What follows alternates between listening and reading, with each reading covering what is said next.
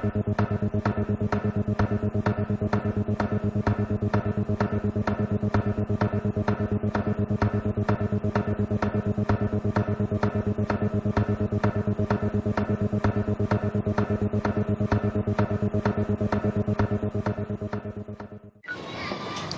आज हम ये बड़ा बड़े शहर देख रहे हैं। इन शहरों की नींव कैसे पड़ी, ये बड़े बड़े शहर कैसे बने, कैसे हमें ये सारी सुख सुविधाएं मिली, ये सालों से हमारे पूर्वजों ने की हुई मेहनत का नतीजा है और उनके किए हुए इन्वेंशन का नतीजा है। तो ये शुरू भारत में कहाँ से हुई, चलो देखते हैं। एक नई शुरुआत करके हड़प्पा सिविलाइजेशन के बारे में जानकारी। क्या वो हमारे नगर से थे? हाँ, वो पहले नगर थे, उसके बारे में जानकारी। तो चलिए दोस्तों, हम चालू करते हैं हमारी सिविलाइजेशन के बारे में जानने के लिए, कैसे इसकी शुरुआत हुई है। यूपीएससी, एमपीएससी और हमारे एसएससी रेलवे में काफ़ी महत्वपूर्ण जानकारी के लिए। आपको मालूम होगा कि उसमें 1 से लेके 5 तक क्वेश्चन हड़प्पा काल से पूछे जाते हैं। उसके पीछे रीज़न है कि ये हमारे सिविलाइजेशन की शुरुआत है। ये काफ़ी अच्छी सिविलाइजेशन थी जिसको हमने आगे चला के अपनाया है। कहीं ना कहीं इसकी शुरुआत, मतलब सिविलाइजेशन की शुरुआत इससे हुई, ऐसा मान सकते हैं हम लोग।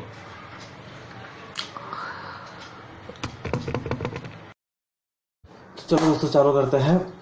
सबसे पहले हम ये मैप समझने की कोशिश करते हैं। देखिए, आपने सुना होगा कि सिंधु सभ्यता, सिंधु घाटी सभ्यता, हड़प्पा सभ्यता, ये सब भारत में थे। लेकिन सबसे पहले ये जानने की कोशिश करते हैं कि उस समय दुनिया में और कोई सभ्यता थी, तो ये सच बात है। उसके पहले मेसोपोटामिया जो सबसे पहली सिविलाइजेशन मानी जाती है, वो उसी दरम्यान थी। मतलब ये एक कार्यकाल था कि 3500 से 1000 ईस्वी सन पूर्व माना जाता है ना, जो अलग अलग कालखंड में बैठी हुई है। तो मेसोपोटामिया जो है, इसको सबसे पहली सिविलाइजेशन माना गया जो नगरीय तरीके से थी, जो 3300 बीसी से 2000 बीसी तक पाई जाती थी। उसके बाद जो आती है इजिप्टियन सिविलाइजेशन। ये इजिप्टियन सिविलाइजेशन ये है, आपने पिरामिड सुना है? पिरामिड जिस जगह पे है मिस्र में, वो नील नदी के किनारे है। जी दोस्तों, वही है, वही हमारी इजिप्टियन संस्कृति है, सिविलाइजेशन है, जो दूसरे नंबर पे है। वो काफ़ी प्रचलित और काफ़ी आधुनिक सभ्यता भी मानी जाती थी। दोस्तों, तीसरी है हमारी इंडस सिविलाइजेशन, जिसके बारे में हम डिटेल में बाद में बात करेंगे। और चौथी है येलो रिवर सिविलाइजेशन, जो चाइना में थी, येलो सी के बाजू में, येलो रिवर के बाजू में। तो चलो दोस्तों, आप इस मैप को अच्छी तरह अपने दिमाग में बैठा लो कि उसके पहले 4 सिविलाइजेशन कौन सी थी। मेसोपोटामियन सिविलाइजेशन जो रोम की तरफ थी, इजिप्ट सिविलाइजेशन जो इजिप्ट में थी, नील नदी के किनारे थी, इंडस सिविलाइजेशन जो सिंधु नदी के किनारे थी, जिसको जानी जाती है चाइना सिविलाइजेशन, जो येलो रिवर के पास में थी। ये समुद्री मार्ग हुआ करता था, जिसमें ये अलग अलग शहर है जिनका विकास इसके कारण ही हुआ है ना। ये अलग अलग एंगल में आपको दिखेंगे कि किस तरह से होते थे वो चारों सिविलाइजेशन, जिन्होंने हमारी संस्कृतियाँ बनाई है, हमारा सिविलाइजेशन बनाया है, हमारी नगरीय पद्धतियाँ बनाई है। 4 रिवर वैली सिविलाइजेशन। अब दोस्तों हम आते हैं हमारे सिंधु सिविलाइजेशन पे। सिंधु सिविलाइजेशन को पता है कई नामों से जाने जाते हैं। अब इसका खोज हड़प्पा में हुई तो हड़प्पा सिविलाइजेशन वाला बोला गया। फिर पता चला कि ये तो भैया बहुत बड़ी है, 12,000 स्क्वायर किलोमीटर है, कई दूरी है तो कि इसका है। इधर में दाइनाबाद, उधर जम्मू कश्मीर मैंडला, वेस्ट में सुतीका डोर और ईस्ट में आलमगीर, बहुत बड़ा जगह है। तो फिर इसको सिंधु घाटी सभ्यता या फिर सिंधु सभ्यता बोली गई, क्योंकि ये लगभग ज़्यादातर सिंधु नदी के किनारे ही थी, सिंधु नदी और सिंधु नदियों के पास नदी की। तो इसकी खोज कब हुई? तो इसकी खोज तो Mohenjodaro was discovered in 1922 by R D. Banerjee. सबसे पहले 1921 में तो हड़प्पा खोजा गया, उसके बाद मोहनजोदड़ो की खोज किया गया 1922 में आर.डी. बैनर्जी द्वारा। तब अपने आर्कोलॉजिस्ट सर्वे ऑफ इंडिया के सर थे जॉन मार्शल थे। वो काफ़ी उन्होंने उस समय खुदाई पे महत्व दिया और उनके ही नज़र में काफ़ी शहरों की खोज की गई। वैसे मोहनजोदड़ो खोज में सबसे ज़्यादा हमारा सहभाग रहा राखलदास बनर्जी का, जो ASI सुपरिटेंडिंग थे आर्कोलॉजिस्ट वेस्टर्न में सर्कल में 17 से 1924 तक, है ना। तो चलो दोस्तों देखते हैं कि आखिर कैसी हमारी सिविलाइजेशन का, ये आप जो फेस देख रहे हैं इस तरह का, ये हड़प्पा सिंधु सिविलाइजेशन है, जिसको सिंधु सिविलाइजेशन बोलते हैं।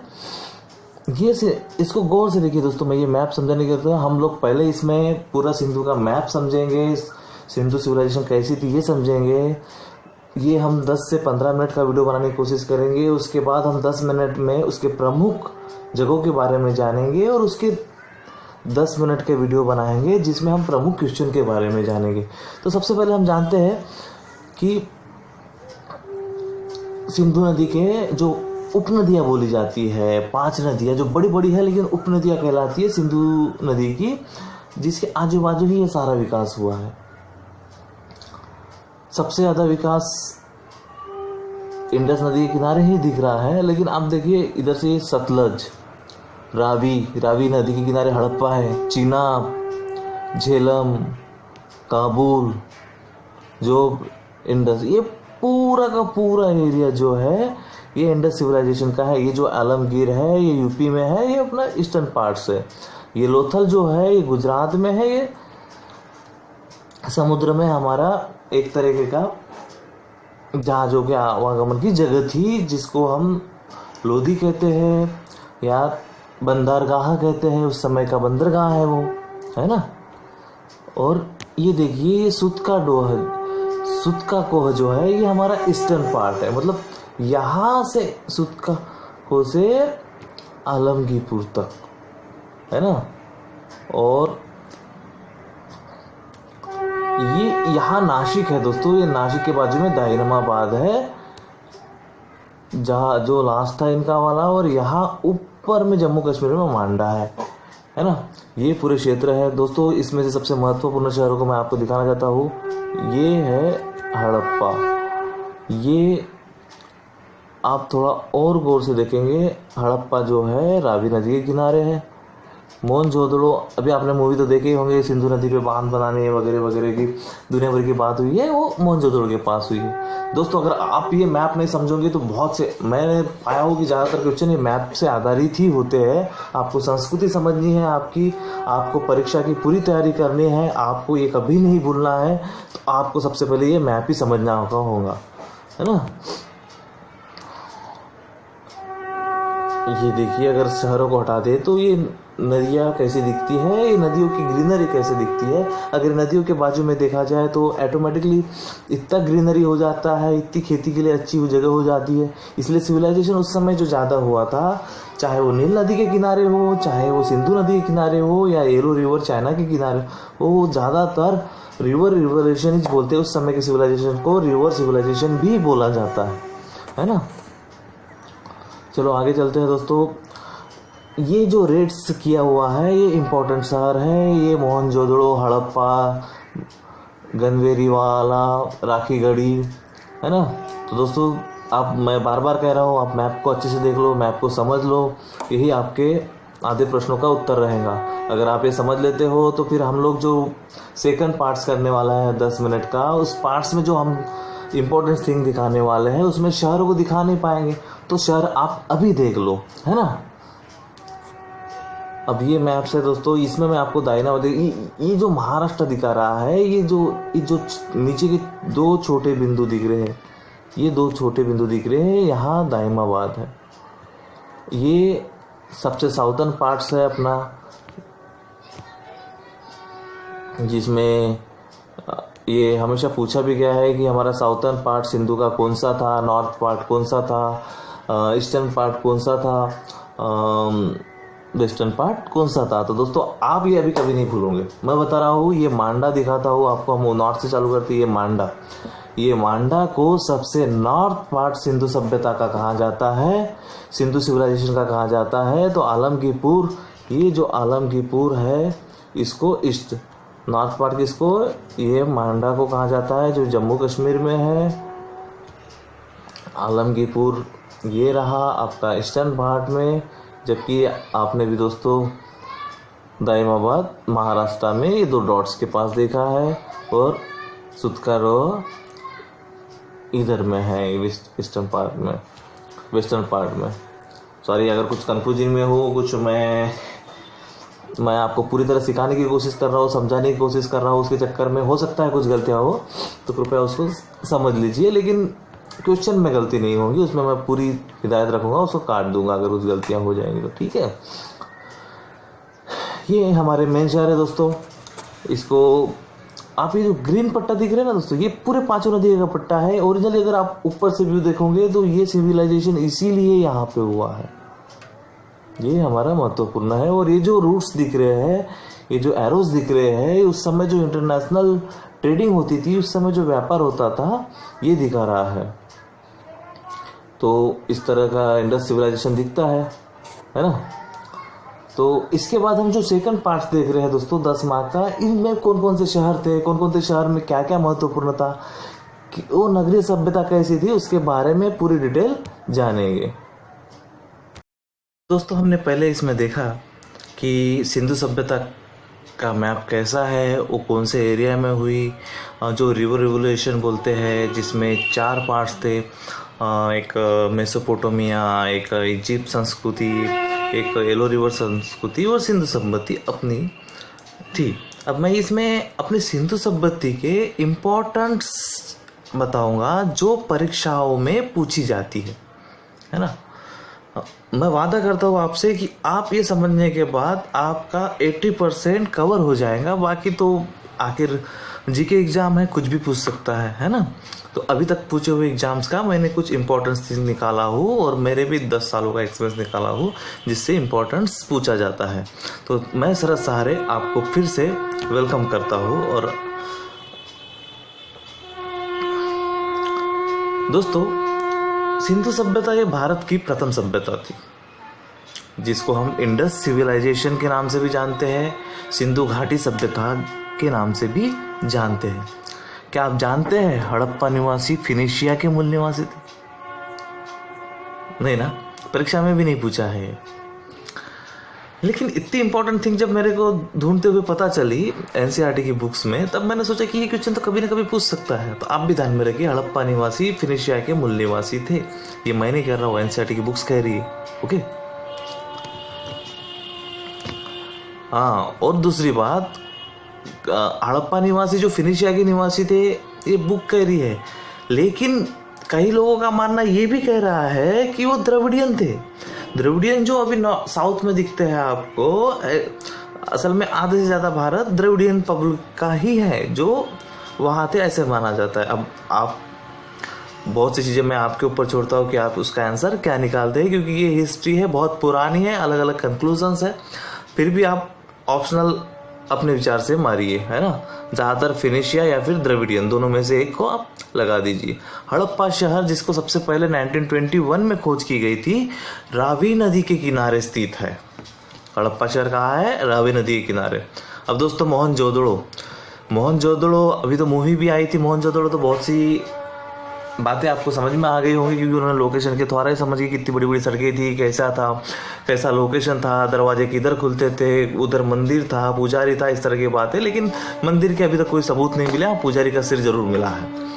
तो चलो मैं आपको समझाता हूँ। मोहनजोदड़ो के टीलों, जिसे मुतको का टीला कहा जाता है, की खोज 1982 में राखलदास बैनर्जी ने की थी। दोस्तों मैंने वो मैप के दिखाया था, एक रुआबदार इंसान दिखाया था, वो राखलदास बैनर्जी थे। आप उनकी छवि याद रखेंगे तो ज़रूर उनको याद रखेंगे। ये अपने सुपरिटेंडेंट है आर्कियोलॉजिस्ट वेस्टर्न के, और काफ़ी इनके जीवन काल में काफ़ी महत्वपूर्ण खोजें की गई थी। तो मोहनजोदड़ो की खोज राखलदास बैनर्जी ने की थी, और उसका नाम मोहनजोदड़ो इसलिए पड़ा क्योंकि वह मुतकों का टीला कहा जाता है। दोस्तों, और एक महत्वपूर्ण प्रश्न जो पूछा नहीं गया है लेकिन महत्वपूर्ण हो सकता है, सिंधु का बाग हड़प्पा सभ्यता में मोहनजोदड़ो के पुरास्थल को कहा जाता है। सिंधु का बाग हड़प्पा सभ्यता में मोहनजोदड़ो के पुरास्थल को कहा जाता है। मोहनजोदड़ो के जो पुरास्थल है उसको सिंधु का बाग कहा जाता है। दोस्तों, ये सिंधु नदी के किनारे स्थित था, काफ़ी हरा भरा था, शायद इसलिए कहते हो, है ना। तो कभी आपको पूछे कि भाई सिंधु का बाग कौन सा है, तो मोहनजोदड़ो है। सिंधु सभ्यता की सबसे बड़ी इमारत मोहनजोदड़ो का अन्नागार है। अब दोस्तों, मैंने इसमें मोहनजोदड़ो का अन्नागार इसलिए जोड़ा है क्योंकि इसको 2-3 तरह से बदल के पूछता है कि सिंधु सभ्यता की सबसे बड़ी इमारत कहाँ स्थित है, तो भाई मोहनजोदड़ो के सिंधु सभ्यता की सबसे बड़ी इमारत कौन सी है, तो अन्नागार है। अभी इसमें भी कंफ्यूजन होता है, कई बार बोला जाता है कि नहीं स्नानागार है। अरे स्नानागार बड़ा है लेकिन स्नानागार इमारत नहीं है दोस्तों, वो एक, आप इमेजिन करती है एक स्विमिंग पूल है, या फिर एक ऐसा साउथ में जैसे देखा है एक मंदिर है, मंदिर में के सामने एक छोटा सा टैंक सामान होता है, और वो टैंक में वो कुछ मतलब जाने से पहले हाथ पाँव वगैरह कुछ करते हैं, तो इस तरह का भी हो सकता है। इसलिए उस समय हमको तो नहीं लगता कि 2000-3000 साल पहले कि वो जो मोहनजोदड़ो में ये है वो इमारत है। Is not. इमारत कौन सी है, सबसे बड़ी अन्नागार है जहाँ अनाज सेव करके रखते थे। दोस्तों, मोहनजोदड़ो सिंधु नदी के किनारे स्थित था, ये तो मैंने बोल चुका हूँ। मोहनजोदड़ो में विशाल स्नानागार स्थित है। हाँ, ये 2 चीज़ें आप ध्यान रखो। मोहनजोदड़ो में अन्नागार था जो सबसे बड़ी इमारत है, मोहनजोदड़ो में विशाल स्नानागार था।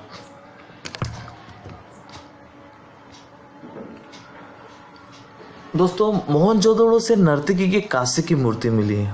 ये वहाँ के स्थापत्य कला की जानकारी देता है कि उस समय कांस्य की इतनी अच्छी मूर्ति, सच में इमेजिनेशन है। इसीलिए उसको वो जो नगरीय सभ्यता थी और वो जो इतने निपुण थे, उनके पास आर्किटेक्ट थे, उनके पास कारागिर थे, उस हिसाब से कहा जाए तो मोहनजोदड़ो की नर्तकी की जो मूर्ति है इसके बारे में कई बार पूछा गया है।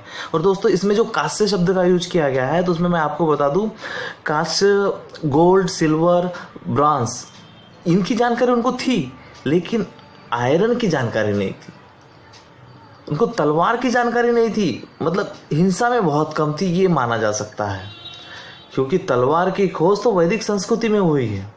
जो पहले सिंधु सभ्यता थी वहाँ आयरन की खोज नहीं थी, इसलिए उसको कांस्य का ज़्यादा उपयोग होता था, इसलिए उसको कांस्य युग बोलते हैं। पुजारी का सिर मोहनजोदड़ो से मिला। अब दोस्तों, आप मोहनजोदड़ो मूवी तो देख ही लिया होगा, एक बार आपको ये चीज़ समझने के लिए देखना भी चाहिए, लेकिन कंफ्यूज मत होइए, ऐसा कोई मंदिर इनको मिला नहीं है। हाँ, पुजारी का सिर जरूर मिला है, जिससे कहा जा सकता है कि वहाँ पुजारी होता था। सिंधु सभ्यता का प्रधान बंदरगाह लोथल था। दोस्तों, इसके बारे में आगे जानकारी दूंगा मैं, अभी आप इतना ही जानो। सिंधु सभ्यता का प्रधान बंदरगाह लोथल था। मोहनजोदड़ो में घोड़े के दांत के अवशेष मिले हैं। अब दोस्तों, बार बार क्वेश्चन इसी तरह का आता है जो आपको काफ़ी घुमाएगा। सिंधु सभ्यता में घोड़े का ज्ञान नहीं था, इस बारे में पूछते हैं। सिंधु सभ्यता में बोलते हैं कि हाथी के दांत मोहनजोदड़ो से मिले थे, फिर तो भाई ज्ञान तो था ही। फिर लोथल में घोड़े के ये छोटे खिलौने टाइप के भी वहाँ पाए गए हैं। इन द सेंस लोथल एक व्यापारिक जगह थी, तो वहाँ तो ऐसी चीज़ें पाए, विदेशी चीज़ें पाए जाना संभवतः हमेशा है ना। तो अगर आपको बोलेगा घोड़े के दांत कहाँ पाए गए तो मोहनजोदड़ो लगाइए, है ना। मोहनजोदड़ो में से सीप का तथा लोथल से हाथी दांत से निर्मित एक पैमाना मिला है। दोस्तों, मैंने जैसे कहा कि वो लोग 4 भागों में विभाजित था। 4 भाग इन द सेंस उसमें व्यापारी वर्ग था, कारागिर वर्ग था, शेतकरी वर्ग था और एक प्रधान वर्ग भी था। तो उसमें देखा जाए कि व्यापारी वर्ग काफ़ी इन था, उसमें चारों में व्यापार चलता था। सुमेर से व्यापार चलता था, सुमेर जो मेसोपोटामिया बोलते उनसे व्यापार चलता था, तो उसके लिए माप की ज़रूरत थी, पैमाना होता था उसका कि उसको व्यापार चलता, एक चीज़ दी जाती थी तो एक चीज़ ली जाती थी, तो उसके लिए एक पैमाना हुआ करता था जो जिसके लिए वो लोग चीज़ें यूज करते थे, सीप तथा हाथी दांत, है ना। ये कहाँ से मिला? मोहनजोदड़ो से मिला। अब मैं बार बार आपको एक शहर के बारे में इसलिए बता रहा हूँ, अलग अलग करके डिवाइड करके इसलिए बता रहा हूँ कि आपको वो चीज़ समझ में आए कि भाई ये मोहनजोदड़ो के बारे में बोल रहे हैं हम। मोहनजोदड़ो में नर्मदा काशी की मूर्ति मिली, वहाँ पुजारी का सिर मिला, वहाँ घोड़े के अवशेष मिले, वहाँ हाथी दांत से निर्मित और सीप से निर्मित पैमाना मिला। मोहनजोदड़ो की सड़कों की लंबाई 400 मीटर तथा चौड़ाई 10 मीटर थी। दोस्तों आप जानते हैं एक कार की चौड़ाई कितनी होती है? 10 मीटर के रोड में 4 कारें चल सकती है एक साथ। मतलब अगर आप उनका मुख्य मार्ग देखें तो 10 मीटर इन द सेंस उस समय 3 बैलगाड़ी से 4 बैलगाड़ी एक समय आवाजावन कर सकती थी। मतलब नगरीय हम जैसे बोलते हैं कि ऐसे सड़कें तो हमारे इधर से बड़ी नगरों में होती है। मैं खुद नागपुर का हूँ तो मेरे शहर में तो बड़ी बड़ी सड़कें अभी बनना चालू हुई है ना। तो उस समय वो लोग काफ़ी प्रगति ऐसे बोला जा सकता है ना। मोहनजोदड़ो में सड़कों की लंबाई 400 मीटर तथा 10 मीटर के आसपास थी। दोस्तों अभी चले हम दूसरे शहर की तरफ जाते हैं, लोथल। लोथल एक काफ़ी महत्वपूर्ण व्यापारिक शहर था। अब सुमेर से व्यापार करना है तो सुमेर से तो बड़े बड़े जहाज ही आएंगे। उस समय जमीन से ज़्यादा व्यापार नहीं किया जा सकता था, उस समय समुद्री मार्ग से ज़्यादा व्यापार किया जाता था। तो लोथल जो था, लोथल ये समुद्र तट पे था गुजरात के। वहाँ दोस्तों उन्होंने एक बंदरगाह बनाया था, उसमें बाड़ा करके ऐसा कुछ शब्द यूज होता है, अभी मेरे को आ नहीं रहा है दिमाग में। उसमें क्या होता था कि एक चौकोन पट्टा बनता था, उसमें जैसे भर्ती होती थी तो पूरा पानी भर जाता था और जहाज अंदर आ जाते थे। अब आप सोच रहे होंगे कि भैया दिन में तो आहोटी भी होती है, वाटर भी निकल जाता है, तो फिर वहाँ चिकल चिकल हो जाएगा, फिर जहाज फंस जाएंगे। तो ऐसा नहीं होता था, क्योंकि जब भर्ती रहती थी तो पानी को अंदर आने दिया जाता था और जब आहोटी होती थी तो उस समय पूरे गेट बंद कर दिए जाते थे, जिसके कारण वहाँ का पानी कहीं नहीं जाता था, उसमें पानी जमा रहता था। इसलिए वो 24 घंटा वहाँ से आवागमन कर सकते थे। लोथल में एक कब्र में 2 शव आपस में लिपटे हुए मिले। दोस्तों ये लैला मजनू से तो आप मत जोड़िए, लेकिन ये सच बात है। उस समय अलग अलग तरीके की कब्रें पाई गई है। वहाँ पे दोनों तरह के काम होते थे, जलाने वाला काम भी होता था, गड़ाने वाला भी काम होता था। किसी बॉडी को गड़ाया तो वहाँ बड़े बड़े पत्थर रख दिए जाते थे, तो कहीं पे कुत्ता गाड़ा जाता था। तो उसी तरह लोथल में क्या हुआ कि 2 शव आपस में गड़े हुए मिले, है ना। मनके बनाने के कारखाने लोथल तथा चंदूदहो से प्राप्त हुए हैं। अब दोस्तों लोकल कारखाना मनके बनाने का कारखाना जो है लोथल में तो पाया जाना स्वाभाविक ही है, क्योंकि लोथल एक ऐसी जगह थी क्योंकि जहाँ से दूर दूर तक व्यापार हुआ करता था,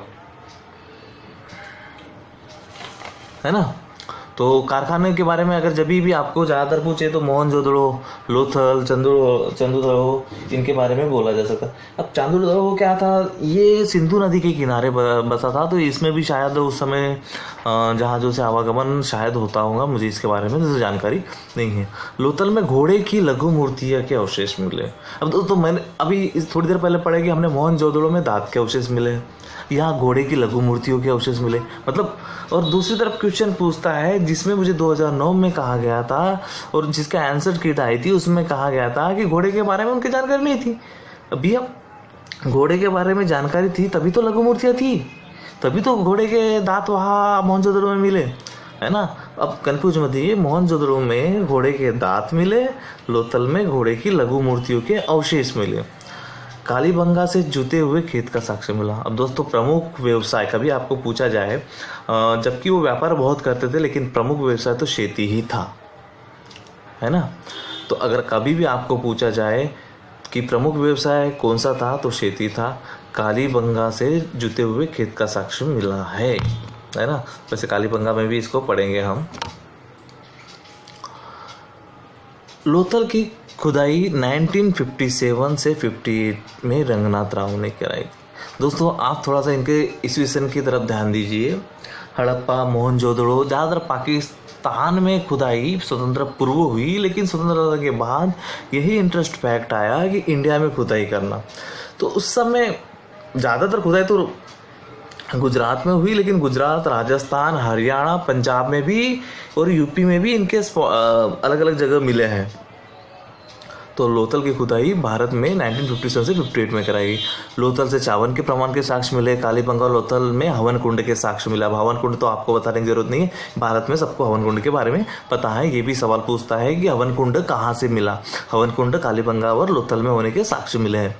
केवल नौथर नगर के घरों के दरवाजे सड़क की ओर खुलते थे।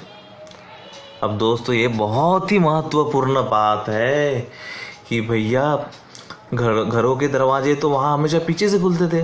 वो काफ़ी प्रगत लोग थे ऐसे मान सकते हैं हम, क्योंकि बड़े रोड की तरफ वो लोग दरवाजा न खोलते हुए पीछे की तरफ खुलते थे, छोटी गली की तरफ, है ना। और वहाँ से वो लोग आवागमन करते थे। मुख्य दरवाजे उधर ही होते थे। लेकिन लोथल एक व्यापारिक था, एक व्यापारिक जगह थी, शायद इसलिए भी लोथल में ही सिर्फ उसके दरवाजे सामने की ओर खुलते थे। ऐसे देखा तो कभी भी आपको पूछा जाए कि सिंधु सभ्यता में घरों के दरवाजे किधर खुलते थे, तो सिंधु सभ्यता में घर के दरवाजे पीछे से खुलते थे। अगर कभी आपको पूछे कि लोथल के घरों के दरवाजे किधर खुलते थे, तो लोथल नगर के घरों के दरवाजे सड़क की ओर खुलते थे, मुख्य सड़क की ओर, है ना।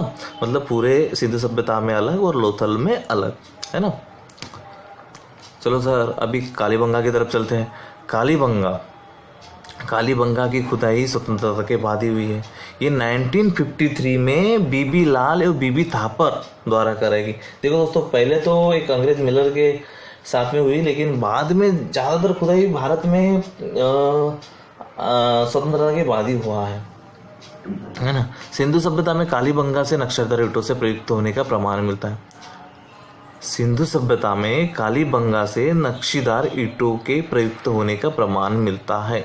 दोस्तों ज़्यादातर ईंटें वहाँ 4-2-1 साइंटिफिकल फैक्टर है। 4-2-1 ईंटें मतलब एक इंजीनियर साइज था उसका वाला, है ना। ये ईंटें वहाँ यूज होती थी। लेकिन कालीबंगा नक्काशीदार ईंटें कहाँ मिली? कालीबंगा में मिली, है ना। ये हमेशा पूछने वाले क्वेश्चन है जो मैंने आपके लिए बना के लाया हूँ, और आपको ये प्रयुक्त हो सकते हैं। इसमें आपको ज़्यादातर प्रश्न के उत्तर मिल जाएंगे। कालीबंगा एकमात्र हड़प्पा कालीन स्थल था जिसका निचला शहर भी किले से घिरा हुआ था। कालीबंगा और लोथल में हवन कुंड के प्रथम साक्ष्य मिले। अब दोस्तों कालीबंगा और लोथल में हवन कुंड के प्रथम साक्ष्य मिले, ये मैंने आपको थोड़ी देर पहले ही बताया था, है ना। अगर आपको ध्यान में ना हो तो शायद एक प्रश्न पूछ भी सकता है। हमारे मोदी जी हैं, ऐसे प्रश्नों को काफ़ी अभी आजकल महत्वपूर्ण माना जा रहा है। तो ऐसे प्रश्न में आप ध्यान रखिए कि भाई हवन कुंड कहाँ से मिले? कालीबंगा और लोथल से।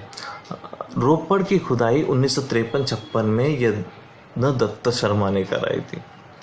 रोपड़ के बारे में भी हम काफ़ी मतलब ज़्यादातर आप देखा जाए कि जितने भी शहर है बाद में हम लोग, और आप पहले तो हम हड़प्पा और मोहनजोदड़ो के बारे में जानते थे, लेकिन स्वतंत्र भारत में हमारे इधर के जिलों के बारे में आप ज़्यादा जानकारी रखो तो ज़्यादा बेटर रहेगा, क्योंकि उसके बारे में ज़्यादा पूछने के चांसेस है। चनुदड़ो नगर की खोज 1931 में गोपाल मजुमदार ने की थी, है ना। चनुदड़ो नगर की खोज ये बिल्कुल मतलब आप बोल सकते हैं कि मोहनजोदड़ो, लोहम जोदाड़ो, निंदोवाड़ी, आर्मी, कोटदीजी, चांदुरो, ये पूरे सिंधु नदी के किनारे बैठे हुए कुछ शहर है। बालाकोट, आर्मी, है ना, ये पूरे लग के ही है जैसे एक शहर के बाजू में दूसरे शहर होते हैं उस समान। मन के बनाने के कारखाने लोथल और चंदुरो से प्राप्त हुए, ये भी इम्पोर्टेंट है दोस्तों। मन के बनाने के कारखाने लोथल और चंदुरो से प्राप्त हुए थे। मैंने थोड़ी देर पहले बताया था कारखाने जहाँ लगे वहाँ अगर लोथल रहा था वहाँ ध्यान दो। मोहनजोदड़ो भी काफ़ी महत्वपूर्ण है। चंदुरो नगर के बारे में जानते हैं। नगर की खोज सर्वप्रथम 1931 में गोपाल मजुमदार ने की थी। ये मैं इसलिए कभी कभी कोई क्वेश्चन रिपीट मारता हूँ क्योंकि आप ये इंपॉर्टेंट रहता है और ये आपको समझ में आए।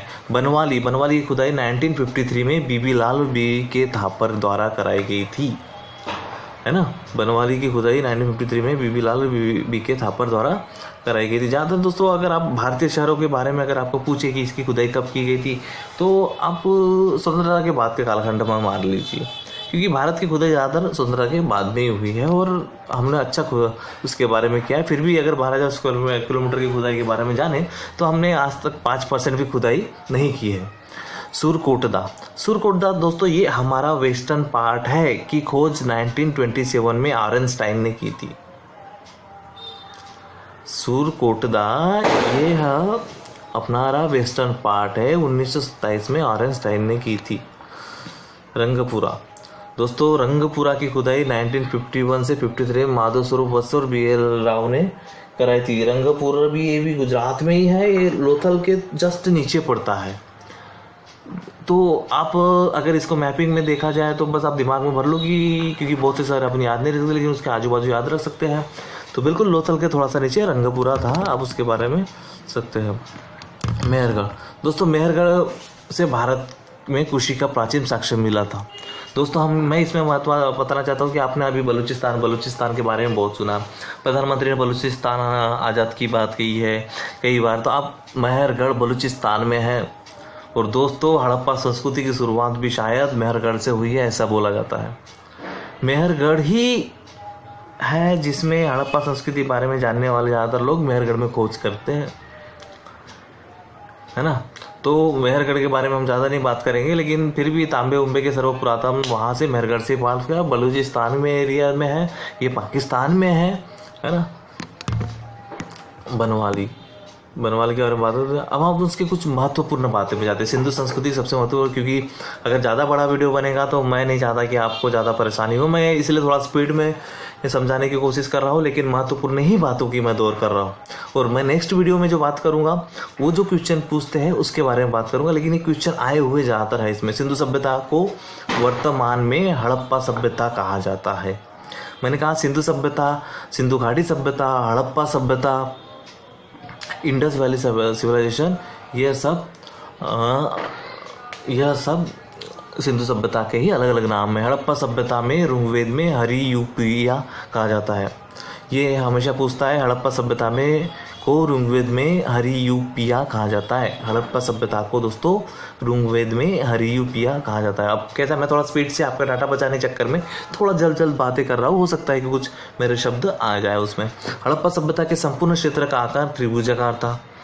ये भी दोस्तों हमेशा पूछता है कि अब मैंने आपको मैप भी दिखाया तो वो त्रिभुजाकार दिखता है। मांडा, सुतका, आलमगीर, इधर दाइमाबाद, उधर सुतकागीर, ये त्रिकोणा भाग दिखता है। ठीक है। हड़प्पा सभ्यता की मुद्राएं मिट्टी से बनाई जाती थी, कांसे से बनाई जाती थी, मतलब अलग अलग जगहों पे अलग अलग क्षेत्र से बनाई जाती थी, लेकिन बेन टेराकोटा वगैरह मुद्राएं से मिट्टी से वगैरह बनाई जाती थी, जिसमें ज़्यादातर इसमें एक और महत्वपूर्ण बात बताऊंगा कि सांड के चित्र ज़्यादातर है मुद्राओं में। सांड को वो शायद शक्तिशाली और पूजनीय मानते थे, जैसे सांड की वहाँ पे ज़्यादातर छवियाँ बनाई हुई है मुद्राओं में। कभी अगर आपको पूछा है कि अधिकतर मुद्राओं में किसकी मूर्ति बनाई गई तो सांड की लिखी। सिंधु सभ्यता को सिंधु घाटी की सभ्यता अथवा हड़प्पा सभ्यता तथा नागरीय सभ्यता कहा जाता है। अब मैं ऊपर ही बता दिया आपको, इसके बारे में रिपीट नहीं बताऊंगा। सिंधु सभ्यता के अधिकांश नगर नदियों के किनारे बसे थे। अब दोस्तों ये भी एक बात है कि बहुत जनों को ये बात पता नहीं कि वो रिवर वैली सिविलाइजेशन के काल का ही है। रिवर वैली सिविलाइजेशन जो 4 क्षेत्रों में थे उसमें से एक सिंधु थी। ये 5 नदियाँ जो है रावी, चिनाब, झेलम, इंडस, इन नदियों के किनारे ही ज़्यादा शहर बसे थे, क्योंकि उस समय चाहे कहीं के भी शहर हो नदियों के किनारे ही बैठे थे। सिंधु सभ्यता में प्रयुक्त ईंटों की लंबाई, चौड़ाई, ऊंचाई का अनुपात 4:2:1 था। ये तो मैंने बहुत बार बोला हूँ दोस्तों, कितनी इंजीनियरिंग तरीका था कि 4:2:1 का प्रमाण इतना अच्छे से। और एक महत्वपूर्ण प्रश्न और है नीचे आया है, नेलुहा क्षेत्र सिंधु क्षेत्र का पुराना नाम था। ये मैंने खुद एग्जाम में 2 बार आ चुका है। नेलुहा सिंधु क्षेत्र का पुराना नाम था। दोस्तों मैंने जितने भी प्रश्न लाया हो आपके लिए काफ़ी खोजबीन से और तर्क से लाया हो कि आपको कम से कम समय में ज़्यादा से ज़्यादा बात में समझा पाओ, आए हुए क्वेश्चन समझा पाओ, आने वाले लाइक क्वेश्चन समझा पाओ, है ना। तो नेलुहा क्षेत्र सिंधु क्षेत्र का पुराना नाम था। सबसे पहले सिंधु सभ्यता के 2 प्रमुख स्थल हड़प्पा तथा मोहनजोदड़ो मिले थे, जो 1921 से 24 तक अलग अलग तरीके में खोज किया गया। तो हड़प्पा और फिर मोहनजोदड़ो, और इसलिए वो हड़प्पा सभ्यता भी बोला जाता है। स्वतंत्रता प्राप्ति के बाद हड़प्पा सभ्यता के सबसे अधिक स्थल गुजरात में खोजे गए। ये तो मैंने बात कर लिया हो कि स्वतंत्रता प्राप्ति के बाद हम लोग वहीं पे ज़्यादा खुदाई किए। सर्वप्रथम कपास उपजाने का श्रेय हड़प्पा वासियों को जाता है। उस समय देखो कपास का भी व्यापार बहुत होता था दोस्तों। उस समय अगर कभी आपको पूछा जाए ना तो हड़प्पा में कपास के साक्ष्य भी मिले हैं। सिंधु सभ्यता के लोगों ने नगरों तथा घरों के विन्यास के लिए ग्रिड पद्धति अपनाती है। टेक्निकल एक बात है, आप जब उसके अवरस चौरस ये देखते हैं मैप में तब पता चलेगा कि उसमें वो ग्रिड पद्धति होती थी, वो चौकोन टाइप के, उसमें उसके बाद में ड्रेनेज के पद्धति होती थी। ड्रेनेज लाइन उनकी मेन खासियत जैसे दोस्तों नगरीय और ड्रेनेज ये काफ़ी पावरफुल थी। आज हम लोग सुनते हैं कि मुंबई कारपोरेशन, नागपुर महानगर पालिका, दिल्ली म्यूनसिपल कारपोरेशन, उस समय शायद वहाँ कारपोरेशन हो तभी तो इतने पावरफुल तरीके से उन्होंने बनाया है ना। सिंधु सभ्यता के निवासी शाकाहारी और मांसाहारी दोनों ही प्रकार के भोजन करते थे। अब दोस्तों वो लोग पशु भी पालन करते थे और मेन मुख्य व्यवसाय खेती भी था, तो इसलिए और काफ़ी प्रमाण भी मिले होंगे शायद, इसलिए ये प्रश्न पूछता है। काफ़ी लोग कन्फ्यूज होते हैं कि नहीं भैया उस समय शाकाहारी, वैदिक काल में बहुत से शाकाहारी होते थे लेकिन मांसाहारी तो पहले से रहते हैं और मांसाहारी भी उस समय थे शाकाहारी के साथ। सिंधु सभ्यता के निवासी सूती तथा उन्हीं दोनों प्रकार के वस्त्र पहनते थे। ये प्रश्न पूछता है कि कौन से प्रकार के वस्त्र वो नहीं पहनते थे या कौन सी बात से वो नहीं जानते थे। उसमें सूती और ऊनी रहे तो उनको कि भैया सूती और ऊनी दोनों प्रकार के वस्त्र पहनते थे, सूती और ऊनी दोनों चीज़ों से परिचित थे, वो बातों को उनका नॉलेज था। सिंधु सभ्यता के मानव आवागमन के लिए 2 पहिए और 4 पहियों वाली गाड़ियों का प्रयोग करते। अब दोस्तों 10 मीटर चौड़ी रोड बनाना बोले तो उस समय कितनी टेक्नोलॉजी हायर थी, और उस समय फिर गाड़ियाँ भी होंगी। अब गाड़ियाँ होंगी तो आज के समान गाड़ियाँ नहीं थी। 2 पहिए और 4 पहिए वाली बैलगाड़ी का प्रयोग बहुत अच्छे प्रमाण में होता था।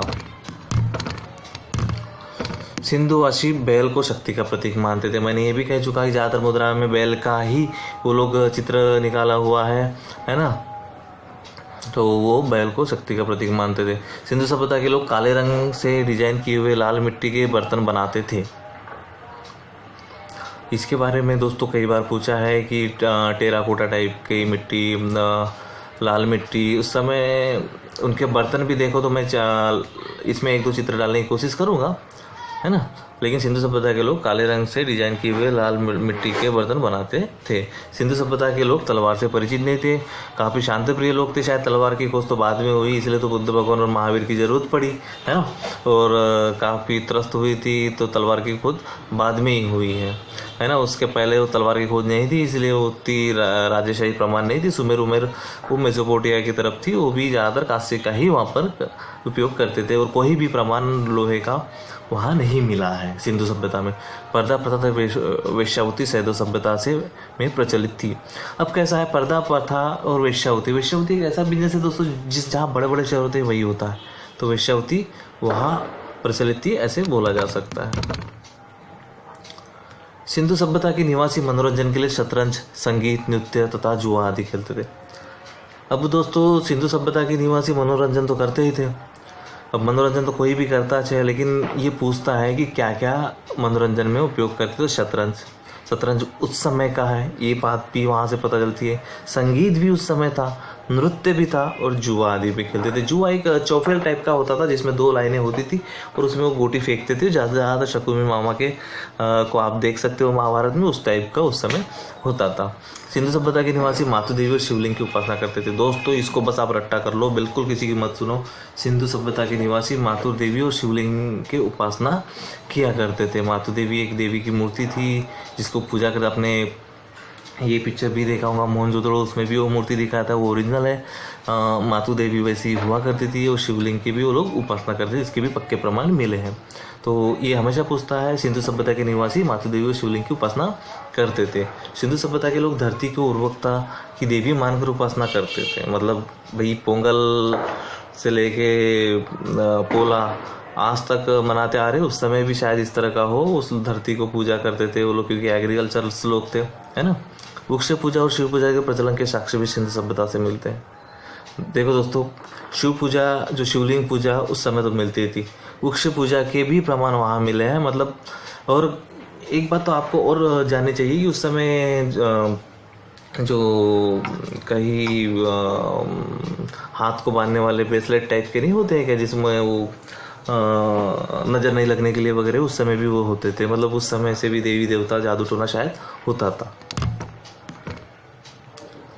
शव को गाड़ने जलाने दोनों प्रथाएं प्रचलित थी। ये महत्वपूर्ण है, लेकिन मुझे तो कभी दिखा नहीं क्वेश्चन ये कि आया करके, लेकिन फिर भी आप याद रखो। सिंधु सभ्यता के निवासी मनोरंजन के लिए शतरंज, संगीत, नृत्य तथा जुआ खेलते थे। ये भी आपको स्वास्तिक चिन्ह, ये इंपॉर्टेंट है। स्वास्तिक चिन्ह हड़प्पा सभ्यता की देन है। देखो आज स्वास्तिक भारत में हर जगह यूज करते हैं, शुरुआत के लिए यूज करते हैं, अपनी दुकान के सामने लगाते हैं, इसको काफ़ी शुभ मानते हैं।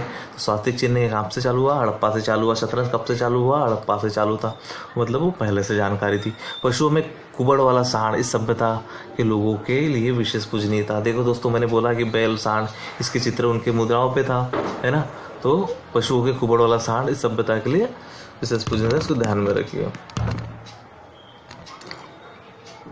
सिंधुवासी तांबा धातु का प्रयोग ज़्यादा करते थे।